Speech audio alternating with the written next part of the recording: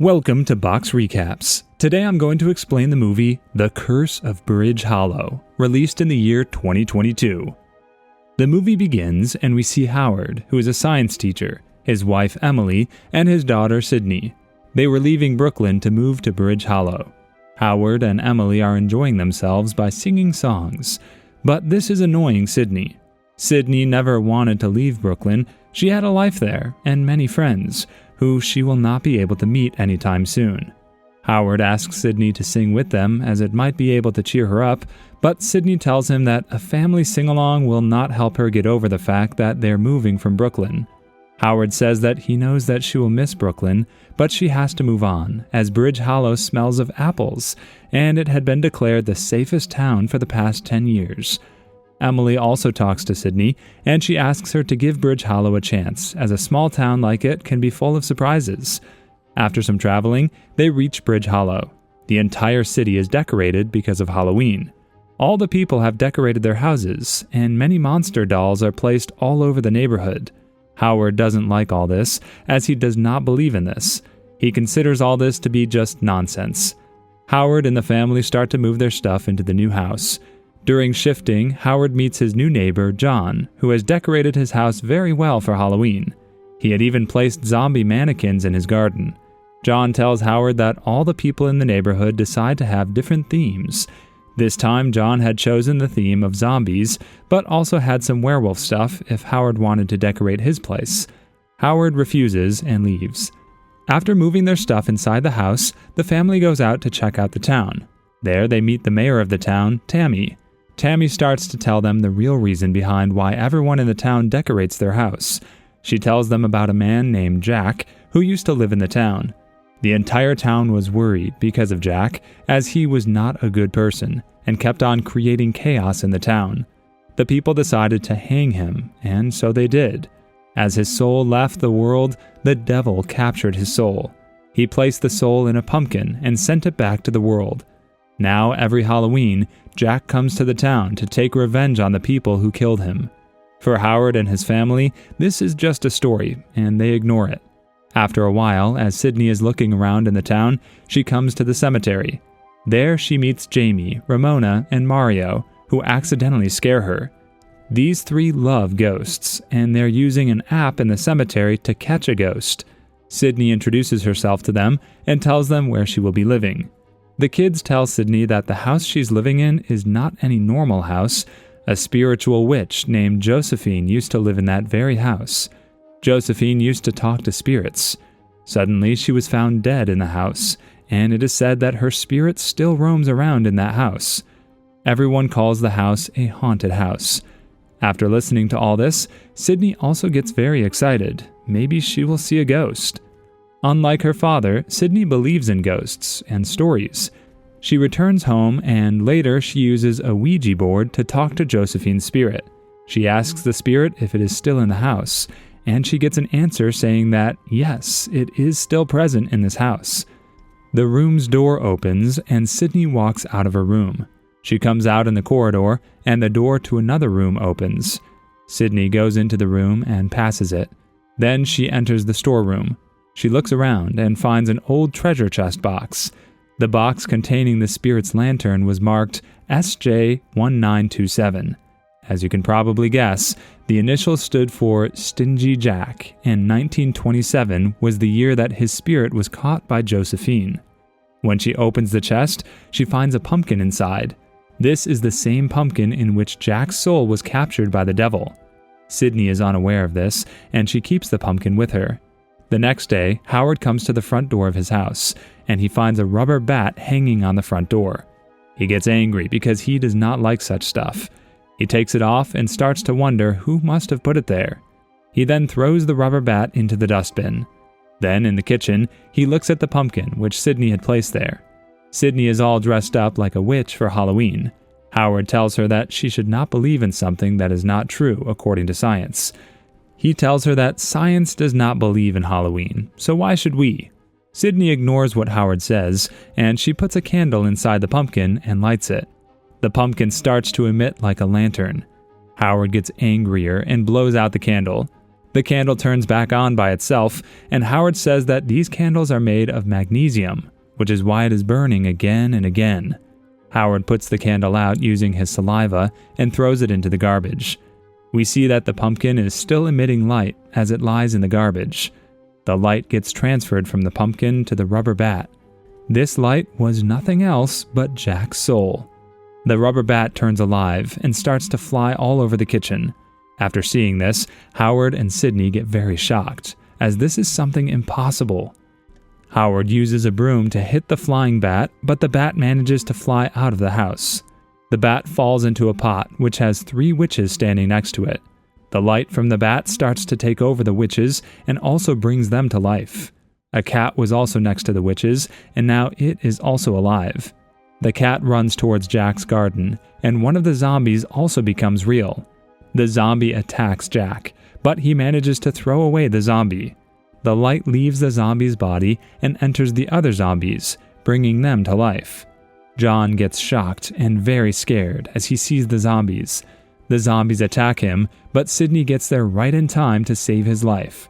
After killing all the zombies, Sidney asks John if he knew something about Josephine's relatives. Maybe they will be able to help them out. John tells her about Victoria, who's Josephine's granddaughter, and she lives at an old age home. Howard and Sidney waste no time and get to the old age home. There they meet Victoria and tell her everything. Victoria tells them that her grandmother wanted to destroy Jack once and for all. She used a magic book to lure in Jack's spirit to destroy it.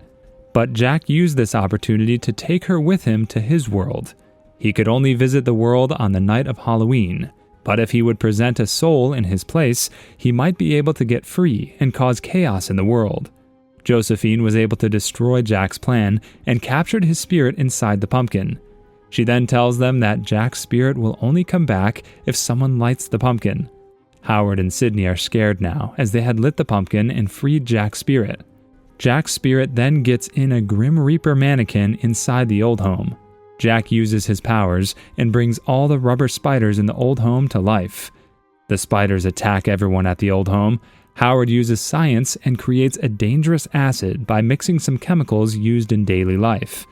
Howard's acid starts to work on the small spiders, but then a larger spider gets Harold stuck in its web and starts pulling it towards itself. Sidney again comes at the right time and using a spray creates a huge flame. The spider gets scared and runs away. Sidney, with the help of her friends, starts to look for Josephine's magic book. After all, someone must have taken the book after Josephine's death. They find out that the book was put up for auction, and a man named Sully bought the book. Jamie tells them that she saw Sully there, and everyone starts to look for him. While they're looking for Sully, Jack's spirit enters 2 horrific clowns and go after Jack and Sidney. They manage to escape the clowns, and eventually, Jamie and the others are able to find Sully. They ask him about Josephine's book, and Sully tells them that the book was not very lucky for him. So he sold it to someone else and gave them the address of the new owner of the book. They then decide to leave and look for the new owner, but they get stuck in a maze. Inside the maze, there are people dressed as ghosts to scare others. The clowns also get inside the maze. One of the clowns manages to surround them, and Howard gets ready to fight with it. The clown knocks down Howard, but Sidney is a black belt, and she knocks down the clown. More clowns start coming after them, so they run away. They get to the address and find out that this is the address of Sidney's principal, Floyd. Floyd thinks that they're here for a Halloween treat.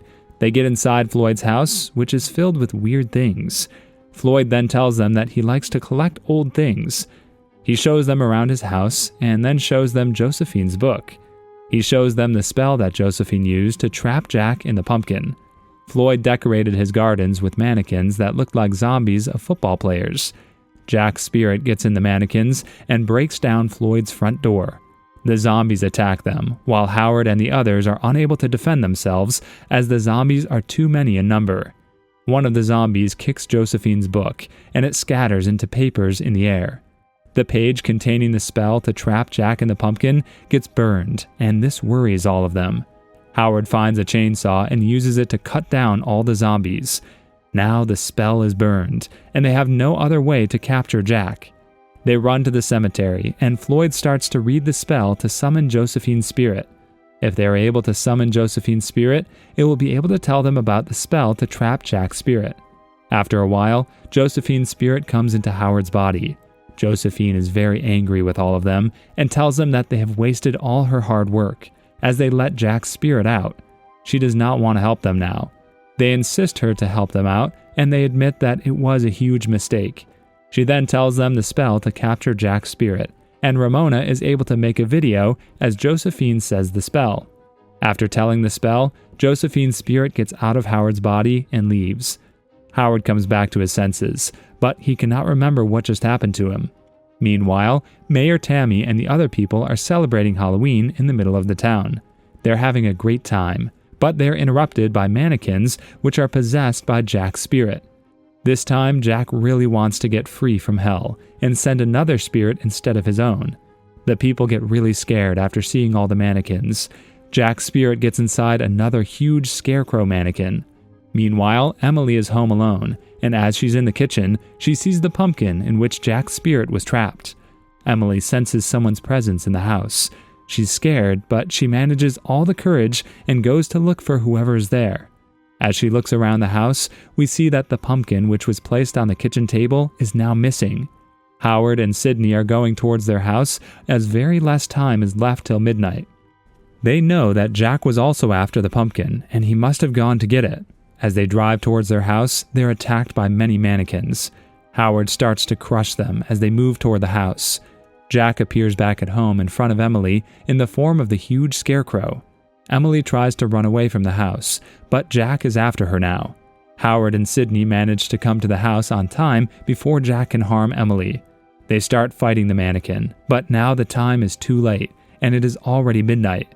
A portal starts to form inside the house. This portal will take Jack's spirit to hell. Jack wants to avoid going to hell, so he holds on to Emily so that he can send her instead of himself. Howard grabs Emily and starts to pull her towards himself. He then starts to read the spell that Josephine gave them to trap Jack's spirit. Howard keeps on reading the spell, but there's no effect of the spell upon Jack. At this time, Sydney tells Howard that he has to believe in the spell if he wants it to work. She says that he does not believe in ghosts and magic, but he has to believe in it all. Otherwise, it will not work. Jack is not letting go of Emily, and he is trying his best to get Emily inside the portal instead of himself. Howard again starts to read the spell, but this time he believes in it with all his heart. Jack's powers start to get weaker and weaker. Eventually, he's trapped inside the pumpkin again. Howard and his family are now free from the evil spirit. All the mannequins attacking the other people in the city also get back to their real form as soon as Jack's spirit gets trapped. Howard and Sydney have saved everyone.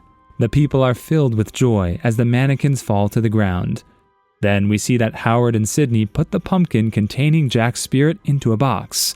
They then fill the box with ammonium sulfate so that the light inside the pumpkin will not be lit again. They then close the box. As they're about to leave the storeroom, they see a crack in the wall.